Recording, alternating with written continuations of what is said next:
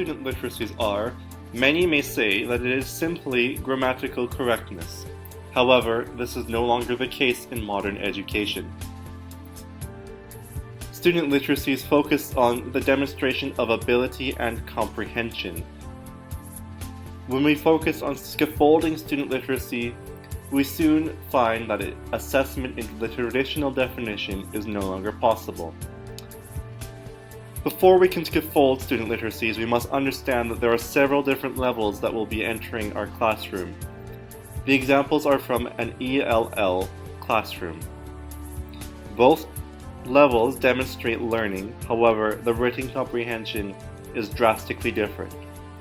If we were to formulate in an inclusive education classroom an assessment for both of these, we would find that it would be immensely difficult. So when we scaffold each level, we must be aware of language. What does it mean to be language aware? Language awareness blends content about language, language skill, attitudinal education, and metacognitive opportunities, all of which allow the student to reflect on their process of language acquisition, learning, and language use.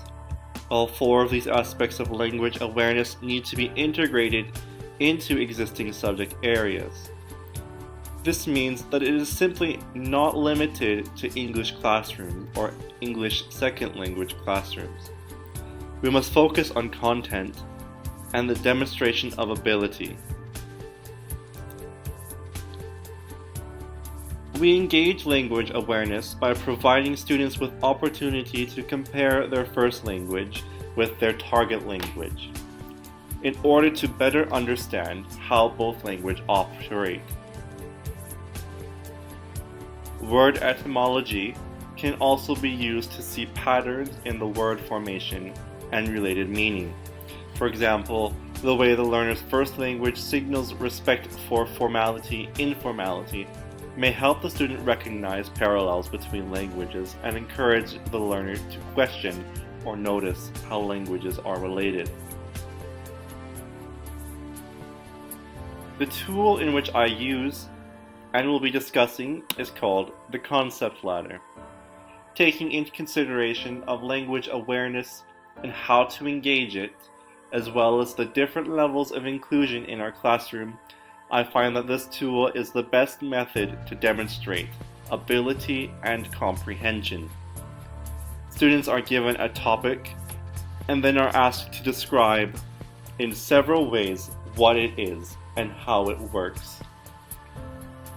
Students are engaging the ability to decide, evaluate, and analyze the tool, all relating to Bloom's taxonomy. By layering multiple literacies, students are able to analyze, evaluate, and create their understanding. When we triangulate on student literacy, we find that it is superior to focusing on grammatical correctness. In the example for the croissant, we see that the student is able to break down what it is exactly to gain a better understanding of what is happening. For example, it's a breakfast. The parts include what it consists of. The gears include what is needed to make it, etc. Including all of these literacy opportunities engages students in the optimal way to understand a topic.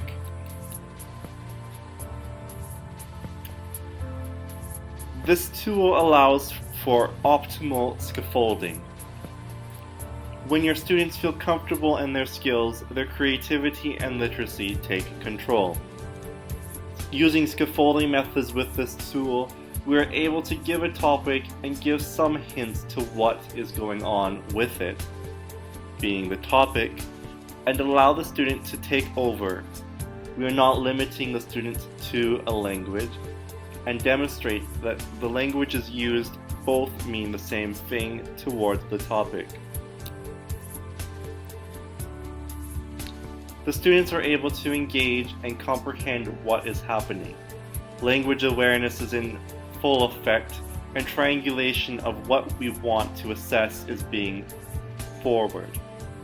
Students feel confident in their abilities aside from grammatical correctness and able to linguistically appropriately demonstrate what is going on. We engage students with what they know success